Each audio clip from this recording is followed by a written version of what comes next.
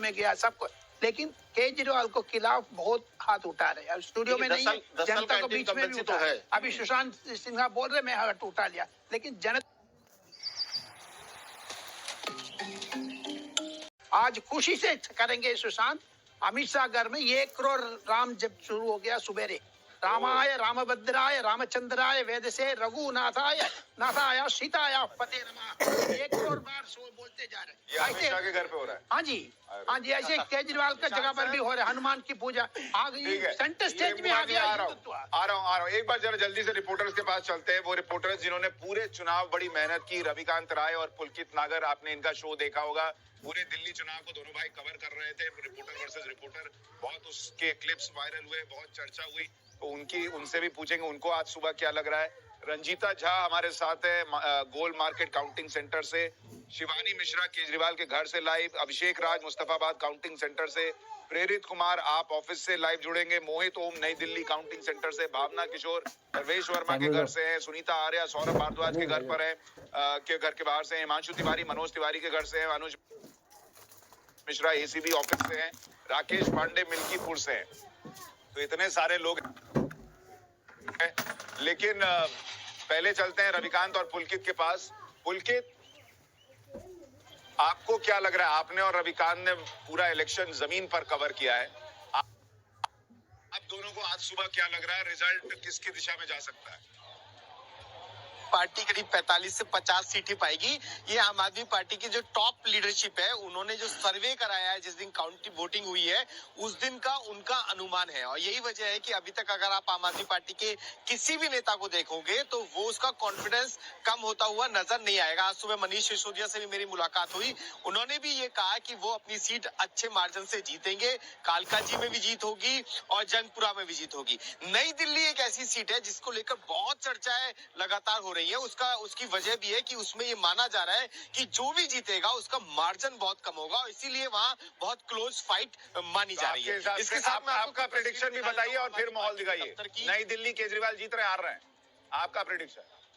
देखिए, गोल मत घुमाइएगा, जलेबी मत खाइएगा, सीधा बताइए। थोड़ा मुश्किल है आज कहना। ना मुश्किल नहीं, सीधा बताइए। वो केजरीवाल हार रहा है, थोड़ी देर बाद याद चलेगी। उनको कौन आया था? देखिए, सीधी सी बात यह है कि आम आदमी पार्टी की इस सीट पर जीत बहुत कम मार्जिन से होती हुई दिख रही है सर्वे में उनके हिसाब से। आप जल्दी माहौल दिखाइए आम आदमी पार्टी के दफ्तर का। सूत्र बता रहे हैं वो जिता रहे हैं। केजरीवाल माहौल में दिखा देता हूं। अच्छा, जलेबी की आप बात कर रहे थे।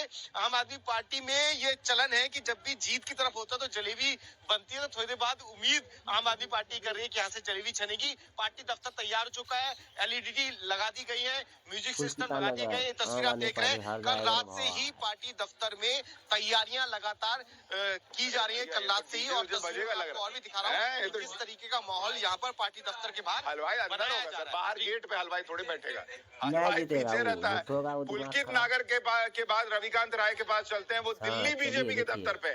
रविकांत, वहाँ कुछ जलेबी लड्डू का इंतजाम है कि वहाँ मामला सन्नाटा है? क्या लग रहा है? वहाँ तो एग्जिट पोल के बाद ज्यादा तैयारी होनी चाहिए। आपका प्रेडिक्शन बताइए, नई दिल्ली का बताइए और तस्वीरें दिखाते चलिए साथ साथ।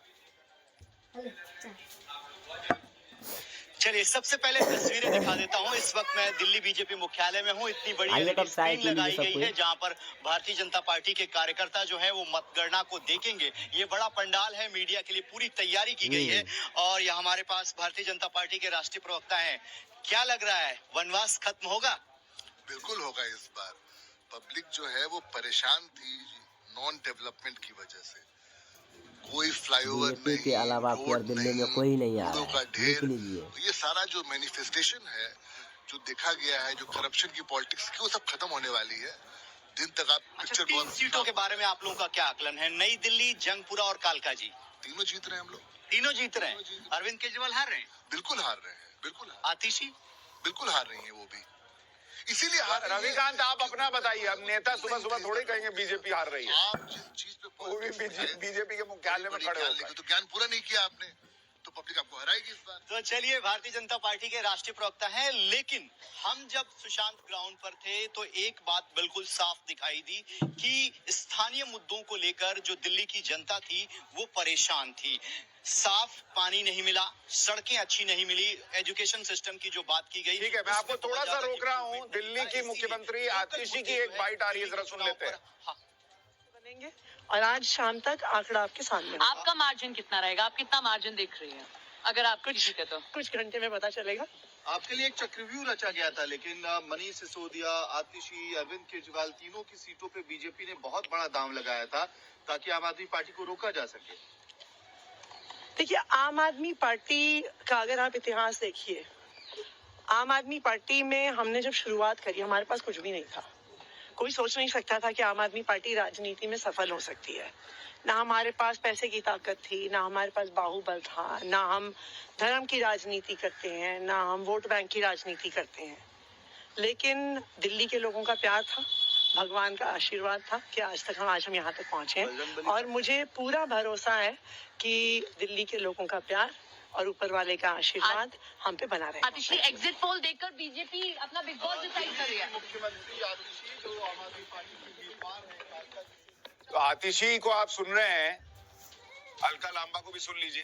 भाजपा के साथ नहीं आई। जितना अच्छा कांग्रेस करेगी उतना फायदा बीजेपी को। ये आपकी सोच है। मुझे लगता है लोगों को 3 उम्मीदवार मिले थे, तीनों में से एक को चुनना था और आज फैसला हो चुका है। किसी ने ना किसी का वोट काटा है, ना किसी के लड़ने झगड़ने से कोई मुद्दों पर चुनाव हुआ। दिल्ली फैसला कर चुकी है, 3 में से 1 को उम्मीद कर रहे हैं इस बार। देखिए, हम मजबूती से लड़े। अब कहना मुश्किल होगा क्योंकि मैं खुद चुनाव लड़ रही थी। मैं कालका जी में सारा समय रही।